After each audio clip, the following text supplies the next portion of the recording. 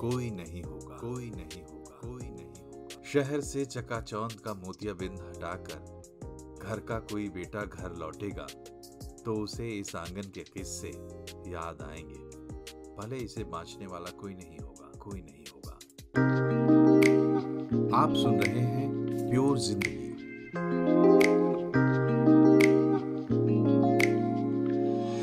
नमस्कार, मैं हूं मनोज श्रीवास्तव और आज हम बात करने वाले हैं नॉस्टैल्जिया की।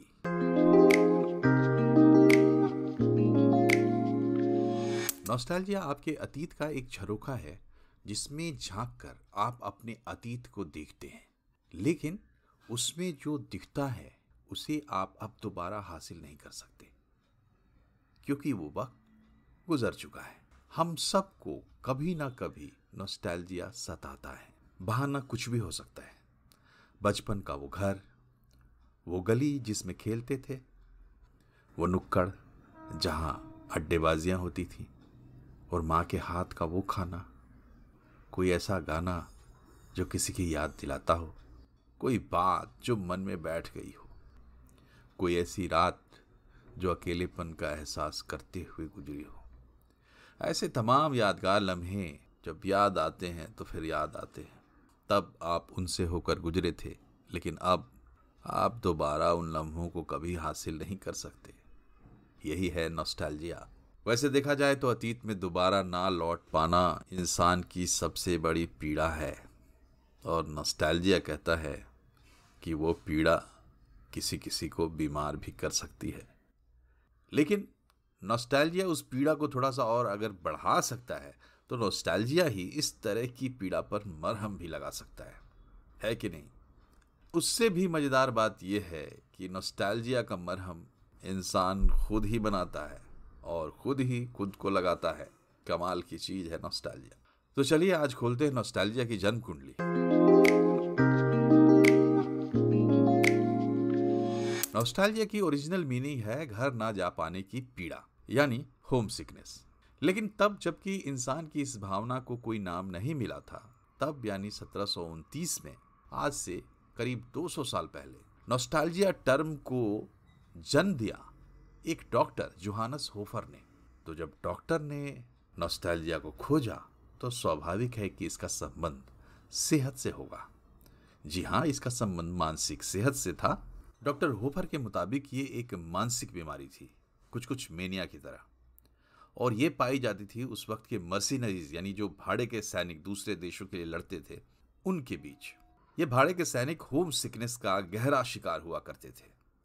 जब वो किसी दूसरे देश के लिए लड़ रहे होते थे तो उनमें एक तड़प होती थी अपने घर वापस जाने की, अपने परिवार से मिलने की, बच्चों से मिलने की।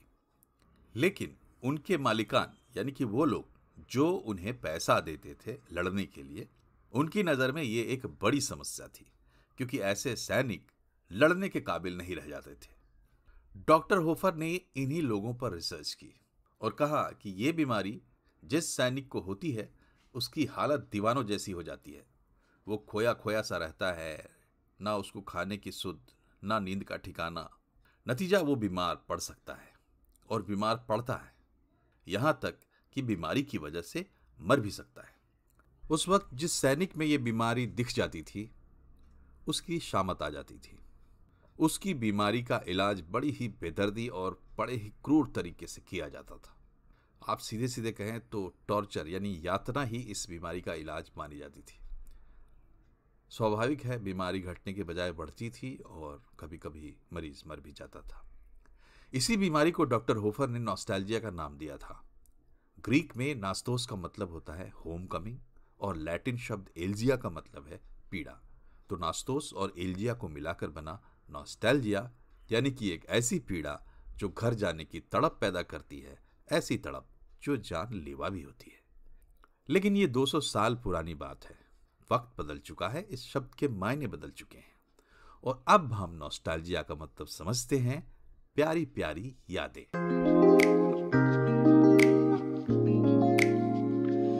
तो अब चलिए लगे हाथ आपके आगे इसकी एक बेहद खूबसूरत नजीर पेश करते हैं। हमारे एक मित्र हैं डॉक्टर विनय भरत। उन्होंने अपने नॉस्टैल्जिया को बड़ी ही सदाकत के साथ एक छंद मुक्त कविता का रूप दिया है। इस कविता की इमेजरी बड़ी ही खूबसूरत है। तो वो चंद पंक्तियां आपको सुनाते हैं, लेकिन उससे पहले आपको बता दें कि डॉक्टर विनय भरत डॉक्टर श्यामा प्रसाद मुखर्जी यूनिवर्सिटी रांची में अंग्रेजी के प्रोफेसर हैं। प्रोफेसर ये अंग्रेजी के हैं, लेकिन हिंदी साहित्य के क्षेत्र में इनका विशेष योगदान देखते हुए दुबई में इन्हें सृजन श्री सम्मान भी दिया जा चुका है।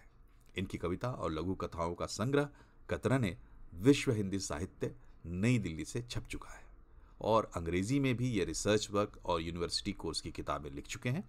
तो ये था डॉक्टर विनय भरत का परिचय, और अब उनकी कविता कोई नहीं होगा।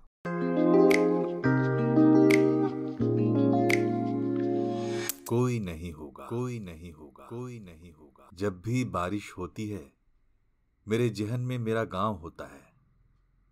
वर्षों पीछे छोड़ आए भसकती हुई दीवारों के बीच यूं ही उगे हुए पीपल के पौधे घर की चौकीदारी कर रहे हैं।